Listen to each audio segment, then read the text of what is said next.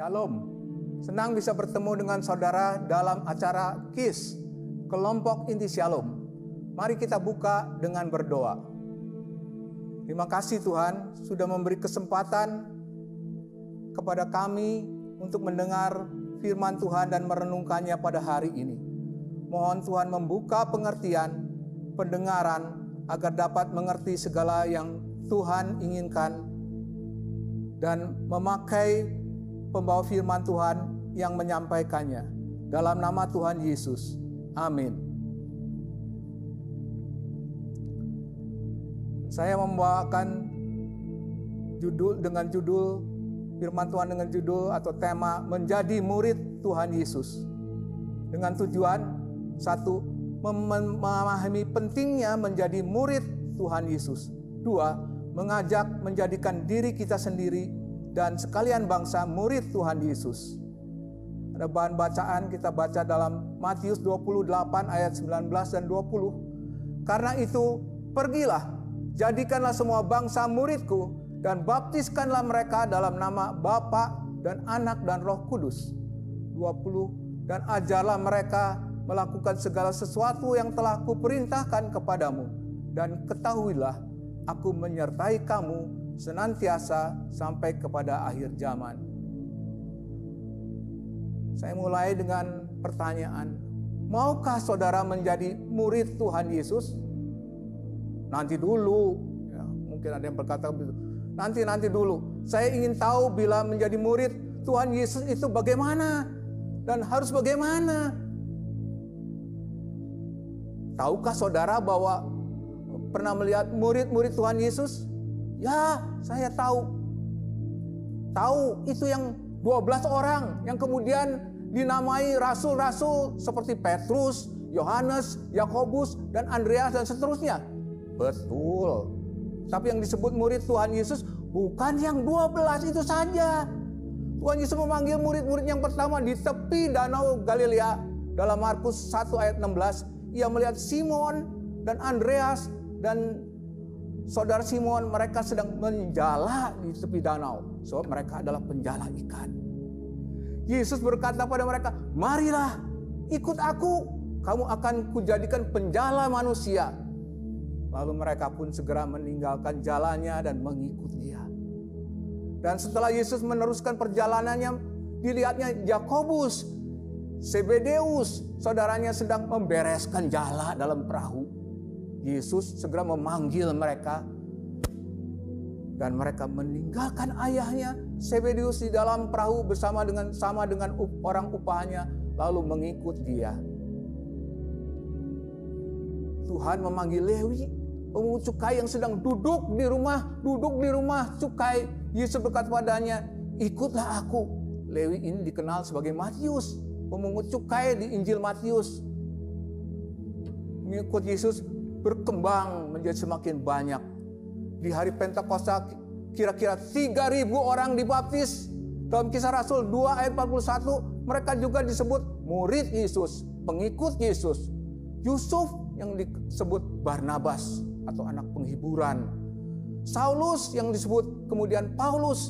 Stefanus, Silas juga disebut murid-murid Tuhan Yesus. Dalam Kisah Rasul 11 ayat 26, mereka yaitu Paulus dan Silas juga tinggal bersama-sama dengan jemaat itu. Ya, jemaat itu maksudnya adalah jemaat di Antioquia. Ya. 1 tahun lamanya sambil mengajar banyak orang. Di Antioquia lah murid-murid itu untuk pertama kalinya disebut Kristen. Jadi siapa murid Tuhan Yesus? Murid Tuhan Yesus adalah pengikut Yesus. Sama dengan orang Kristen. Apakah saudara orang Kristen? Ya, mungkin jawab saudara. Jadi kita pertanyakan kembali. Siapakah murid Yesus? Mari kita cari jawabannya. Murid Tuhan Yesus adalah orang yang belajar kepada Yesus dan menjadi pengikutnya. Tuhan Yesus ingin kita belajar kepadanya. Dalam Matius 11 ayat 29 dikatakan, pikulah kuk yang kupasang dan belajarlah kepadaku, karena aku lemah lembut dan rendah hati, dan jiwamu akan mendapat ketenangan. Dalam Yesaya 48 ayat 17, beginilah firman Tuhan penebusmu, Allahmu yang kudus, Allah Israel. Akulah Tuhan Allahmu yang mengajar engkau tentang apa yang memberi faedah, yang menuntun engkau di jalan yang harus engkau tempuh. Sekiranya engkau memperhatikan perintahku, maka damai sejahteramu akan menjadi sungai yang tak pernah kering, dan kebahagiaanmu yang akan terus berlimpah seperti gelombang-gelombang laut yang tak pernah berhenti. Perhatikan, aku menuntun engkau.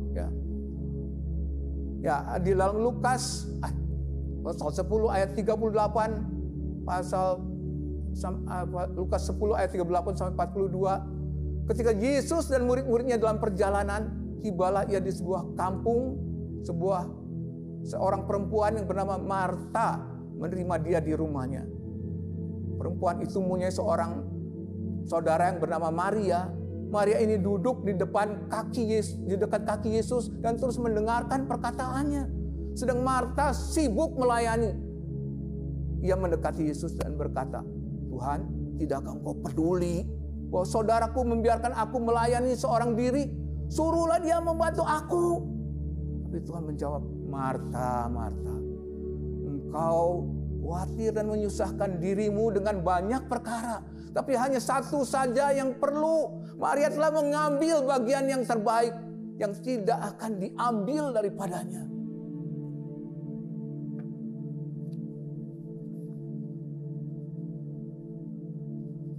Maria sudah memilih bagian yang terbaik, yaitu mendengar perkataan Tuhan Yesus. Belajar kepada Tuhan Yesus. Sudahkah saudara juga mengambil bagian yang terbaik, yaitu mendengar, belajar kepada Tuhan Yesus, mempelajari firman Tuhan atau ajaran Tuhan, perkataan Tuhan, mengingatnya, melatihnya, dan melakukannya dan membiasakannya. Tuhan Yesus sebagai guru, dia mengajar murid-muridnya dengan memberi contoh. Dalam Yohanes 13 ayat 13-15 mengatakan begini, Kamu menyebut aku guru dan Tuhan, dan katamu itu tepat. Sebab memang aku adalah guru dan Tuhan.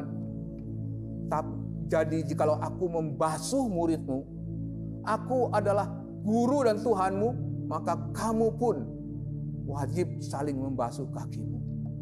Sebab aku telah memberikan suatu teladan kepada kamu, supaya kamu juga berbuat sama seperti yang ku perbuat kepadamu. Jadi Tuhan Yesus mengajar sambil memberi contoh dengan dirinya sendiri. Seluruh riwayat Tuhan Yesus di dalam dunia bisa dikatakan untuk dijadikan contoh, untuk kita tiru dan untuk kita alami. Sebagai contoh, kebangkitan Tuhan Yesus menerangkan contoh atau menerangkan pada kita juga bahwa kita akan dibangkitkan dari kematian. Lihat dalam 1 Korintus 15 ayat 20 sampai 23. Rasul Paulus menceritakan tentang ini. Dalam Ibrani 12 ayat 1 dan 2 dikatakan, karena kita mempunyai banyak saksi bagaikan awan yang mengelilingi kita, marilah kita menanggalkan semua beban dan dosa kita yang begitu merintangi kita, dan berlomba dengan tekun dalam perlombaan yang diwajibkan bagi kita. Ayat 2. Marilah kita melakukannya dengan mata yang tertuju kepada Yesus yang memimpin kita kepada iman dan yang membawa iman kita itu kepada kesempurnaan. Yang mengabaikan kehinaan, tekun memikul salib, mengganti sukacita yang disediakan bagi Dia yang sekarang duduk di sebelah kanan tahta Allah. Tuhan Yesus mengajar, menuntun, memberi contoh dengan dirinya yang dapat terlihat dalam gambar dirinya sebagai gembala yang baik. Nah, ini ada gambar Yesus dengan sebagai gembala yang baik. Ayat 10 menerangkan sampai 4. Gembala yang baik itu, ayat 3 katakan, untuk Dia penjaga membuka pintu, dan domba-dombanya mendengar suaranya dan ia memanggil domba-dombanya. Memanggil, perhatikan.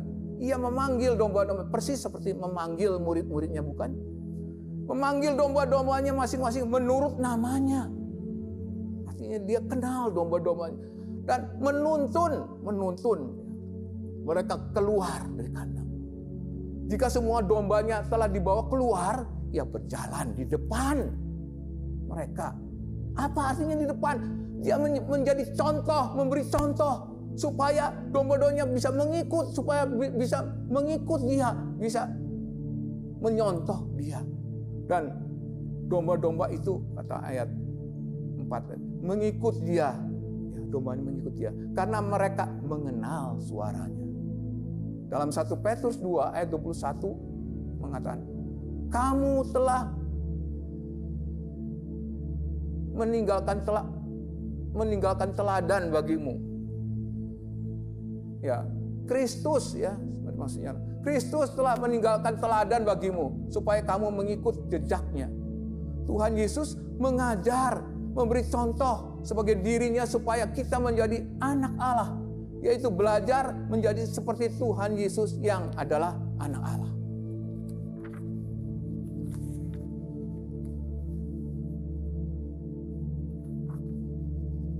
Di dalam Roma 8 ayat 29 dikatakan, sebab semua orang yang dipilihnya dari semula mereka juga ditentukannya, dan dari semula untuk menjadi serupa dengan gambaran anaknya.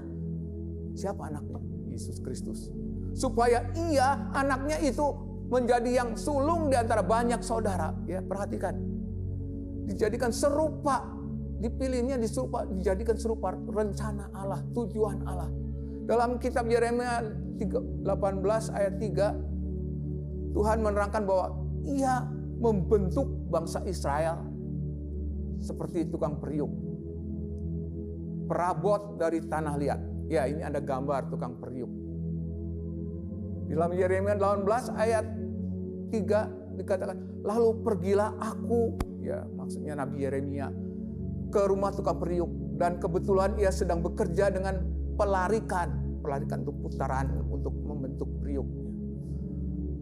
Apabila bencana yang dibuatnya dari tanah di tangannya itu rusak, maka tukang periuk itu mengerjakannya kembali, membuat bejana lain menurut apa yang baik pada pemandangannya. Tukang periuk, perabot tukang tanah liat, ketika membentuk tanah liatnya, ia mempunyai rencana. Ia sudah punya rencana menjadi bagaimana membentuk tanah itu, dijadikan apa tanah itu. Dia sudah punya rencana dalam pikirannya. Demikian juga Tuhan, ketika membentuk kita sebagai tukang periuk itu juga sudah punya rencana. Dia sudah punya rencana atas kita, orang miliknya. Akan dibentuk menjadi bagaimana? Yaitu menjadi anak Allah. Seperti Tuhan Yesus, seperti dalam Roma 8 ayat 29, menjadi serupa dengan gambaran anaknya. Tukang periuk, alat dapur dari tanah liat, membentuk tanah liat dengan alat putar dan tangannya. Tuhan Yesus membentuk kita dengan mengajar, memberi contoh dengan dirinya. Kita perlu belajar, meniru, menyontohnya. Tuhan membentuk kita dengan merubah kita dan melahirkan kita kembali.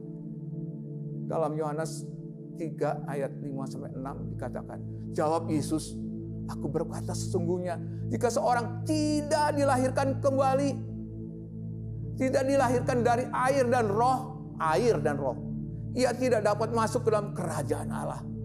Apa yang dilahirkan dari daging adalah daging, apa yang dilahirkan dari roh adalah roh. Ayat 7, jangan engkau heran karena aku berkata kepada kamu harus dilahirkan kembali. Air di sinilah arti bisa diartikan firman Tuhan. Roh adalah roh Tuhan, Roh Kudus. Jadi Tuhan membentuk kita melalui dengan firman Tuhan. Mengubah kita, membentuk kita dengan firman Tuhan, dan roh Tuhan juga bekerja dari dalam diri kita. 1 Petrus 1 ayat 23. Karena kamu telah dilahirkan kembali, bukan dari benih yang fana, tetapi dari benih yang tidak fana, oleh firman Allah yang hidup, yang kekal. Perhatikan, firman Allah membentuk kita, merubah kita.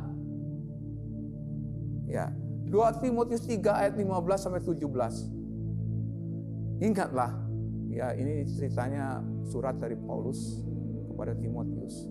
Ingatlah juga bahwa dari kecil engkau sudah mengenal kitab suci yang dapat memberi hikmat kepadamu dan menuntun engkau kepada keselamatan oleh iman kepada Kristus Yesus. Ayat 16, segala tulisan yang diilhamkan Allah memang bermanfaat untuk mengajar, untuk menyatakan kesalahan, untuk memperbaiki kelakuan, untuk mendidik orang dalam kebenaran. Dengan demikian tiap orang manusia punyaan Allah dilengkapi. Ya, saya ulang lagi, ingatlah ya, segala tulisan yang diilhamkan Allah memang bermanfaat.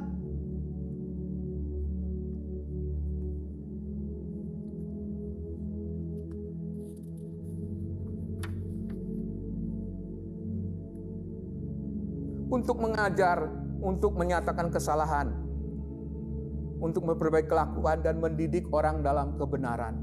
Demikian tiap manusia kepunyaan Allah diperlengkapi untuk ya, firman Allah katanya untuk mendidik orang, untuk mengajar, untuk memperbaiki kelakuan, supaya tiap orang manusia dilengkapi dengan perbuatan baik. Firman Allah yang mendidik, merubah kita, karakter kita dan sebagainya menjadi baik.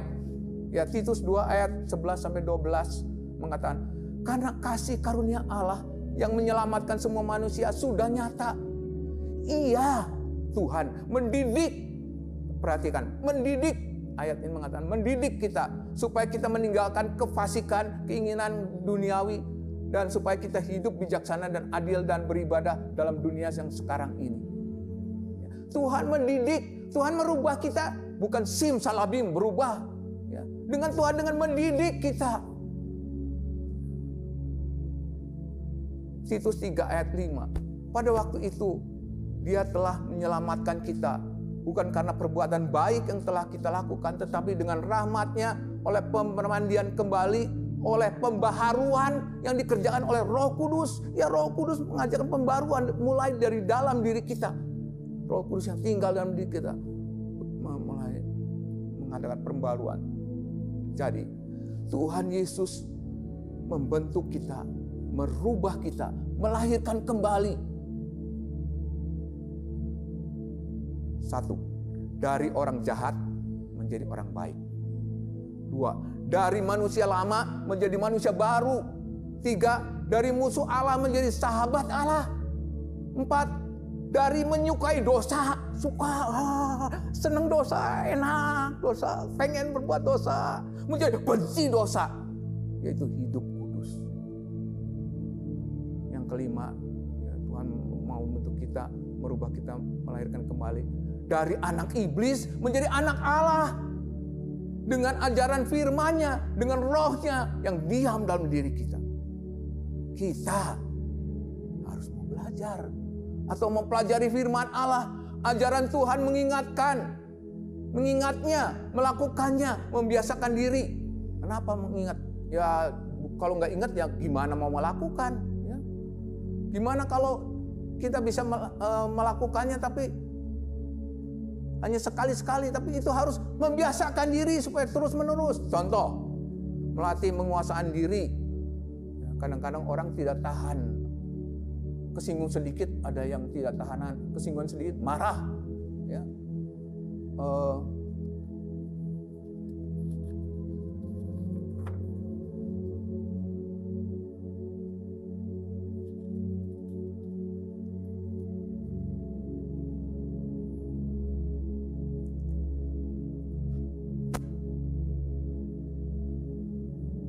Marah, ya, dan penguasaan diri penguasaan diri itu ada orang yang marah tidak bisa menahan diri, meletus marah. Ada seorang pendeta mengajarkan kalau mau marah hitung dulu supaya jangan cepat meletus marah. Sebab marah itu banyak mendatangkan kesalahan, meledak. Atau sabar, atau belajar lemah lembut. Kita perlu belajar melatih. Kadang-kadang kita, saya tidak sabar ya, mau marah saja. Saya tidak lemah lembut, kasar sekali pada orang. Banyak orang tersinggung pada saya. Kita itu harus mengingat firman Tuhan dan melatih, melakukannya dan melatih. Ya, dan membiasakannya. Ya, dalam 1 Korintus 9 ayat 25-27 Rasul Paulus menulis seperti begini. Tiap-tiap orang yang turut mengambil bagian dalam pertandingan menguasai dirinya dalam segala hal. Mereka berbuat demikian untuk memperoleh mahkota yang fana. Tetapi kita untuk memperoleh suatu mahkota yang abadi. Sebab itu aku tidak berlari tanpa tujuan. Dan aku bukan petinju yang sembarangan memukul. Tapi aku melatih tubuhku menguasai sepenuhnya. Supaya setelah memberitakan Injil kepada orang lain, jangan aku sendiri ditolak. Perhatikan di sini. Aku katanya melatih tubuhku. Ya. Aku melatih tubuhku dan menguasai seluruhnya. Seperti olahragawan. Kalau tinju ya melatih tinju. Kalau bisa tinju, mau tinju jab, bisa tinju itu bisa. Langsung tangannya otomatis jalan. Berlatih, bukan meninju sembarangan. Katanya. Aku melatih tubuhnya supaya menguasai sepenuhnya. Demikian juga orang Kristen, anak-anak milik Tuhan. Tuhan diajar supaya kita juga melatih tubuh kita. Memang orang yang latihan belum tentu langsung bisa ya. Mungkin proses. Kita juga begitu. Ketika kita dirubah Tuhan, Tuhan berbicara pada kita belajar, kita berusaha, kita melatih. Ya, latihan makin lama makin cepat, makin lama makin bisa. Makin lama makin hafal, makin sering diulang, makin baik. Ya. Di Yeremia 13 ayat 23 ada keluhan Tuhan ya, yang mengatakan begini. Dapatkah orang Ethiopia mengganti kulitnya atau macan tutul merubah belangnya? Masakan kamu, ya Tuhan berkata pada orang Israel, dapat berbuat baik, hai orang yang membiasakan diri berbuat jahat. Orang yang membiasakan diri berbuat jahat sukar untuk berubah, nggak bisa berubah. Tapi orang yang coba membiasakan diri berbuat baik, dia akan jadi baik. Jadi biasakan kita mendengar firman Tuhan dan melakukannya, membiasakan, melatihnya, mengulang-ulangnya, membiasakan. Gimana kita dibiasakan, kita dibentuk pribadi diri kita. Mari kita biasakan menyesuaikan diri dengan firman Tuhan. Menjadi murid Yesus sama dengan mengikut Tuhan Yesus. Ya, dalam Matius 14 ayat 19.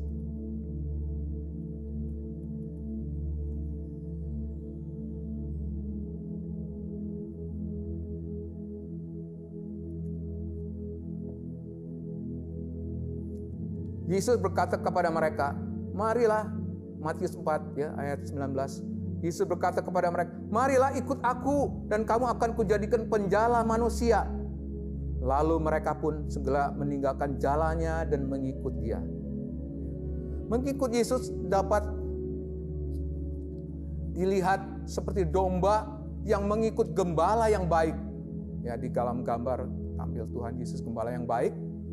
Kita bisa melihat dalam Yohanes 10 ayat 3 sampai 4. Untuk dia penjaga membuka pintu dan domba-dombanya mendengar suaranya dan ia memanggil domba-dombanya masing-masing menurut namanya dan menuntun keluar. Ia berjalan di depan mereka dan domba-domba itu mengikut dia karena mereka mengenal suaranya. Mengikut, perhatikan, mengikut. Domba-dombanya itu mengikut dia. Jalan mengikut atau menurut gembala yang baik Tuhan Yesus sama dengan jalan mengikut atau menurut roh. Seperti termasuk dalam Galatia 5 ayat 16 sampai 26 dan Roma 8 ayat 1 sampai dengan 17. Hidup menurut roh berlawanan dengan hidup menurut daging atau nafsu. Galatia 5 ayat 25. Jikalau kita hidup oleh roh, baiklah kita hidup juga dipimpin oleh roh. Seperti Tuhan Yesus memimpin domba-dombanya. Ya, roh. Sekarang Tuhan Yesus secara badan tidak ada, tapi secara roh dia memimpin, bisa memimpin kita. Katanya, jikalau kita hidup oleh roh, baiklah kita hidup juga dipimpin roh. Jangan ikut keinginan daging, tapi ikut pimpinan Tuhan. Jangan ikut keinginan saya saja, keinginan saudara sendiri, tapi ikut pimpinan Tuhan. Ayat 8, mereka yang hidup dalam daging tidak mungkin berkenan kepada Allah. Tetapi kamu tidak hidup, ayat 9, tetapi kamu tidak hidup dalam daging, melainkan dalam roh, jika memang roh Allah diam di dalam kamu. Tetapi jika orang tidak memiliki roh Kristus, ia bukan milik Kristus. Semua orang yang dipimpin oleh Roh Allah adalah anak Allah. Ayat 16. Roh itu bersaksi bersama-sama dengan kita bahwa kita adalah anak-anak Allah. Manusia dibentuk menjadi serupa, menjadi seperti apa yang dipelajarinya. Betul? Contoh, belajar ilmu kedokteran menjadi dokter. Belajar arsitektur, ilmu merancang bangunan menjadi arsitek. Orang milik Tuhan belajar kepada Yesus, belajar dengan ajaran-ajaran, mengingatnya, melakukannya, melatihnya, membiasakan dirinya menjadi anak Allah. Menjadi seperti Tuhan Yesus. Seperti disebut dalam Roma 8 ayat 29. Sebuah video memperlihatkan turis dalam sebuah taman safari. Dengan memakai mobil terbuka tanpa dinding samping, hanya atap. Dan tiba-tiba ada beberapa singa yang menyerbu dan masuk ke dalam mobil itu dan memeluk turis. Ya, saya yang ikut menonton video itu, jalannya kelihatannya sepertinya mungkin turisnya agak takut ya. Mungkin saya sendiri juga, ada singa menyerbu mobil turis dan naik dan menggabruk istilahnya, memeluk turis tersebut. Memeluk, bukan merekam, bukan mencakar, bukan menggigit, sebab singa-singa tersebut telah dilatih, diajar, dibiasakan hidup bersama dengan manusia dari kecil, menjadi jinak dan tidak buas, menjadi seperti anjing, binatang peliharaan. Saudara, bila binatang bisa dibentuk dan diajar, apalagi manusia. Maukah saudara juga menjadi murid Yesus, belajar kepada Tuhan, diajar oleh Tuhan? Pelajarilah ajarannya, ingatlah, latihlah, biasakanlah diri, Roh Tuhan akan menggenapkannya, menolong. Izinkan saya membaca bersama saudara ayat Mas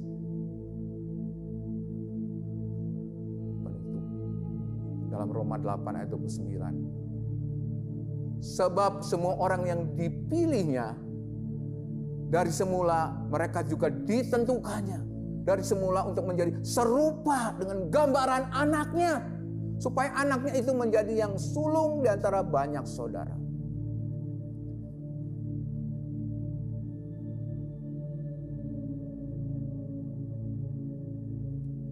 Maukah saudara menjadi murid Tuhan Yesus?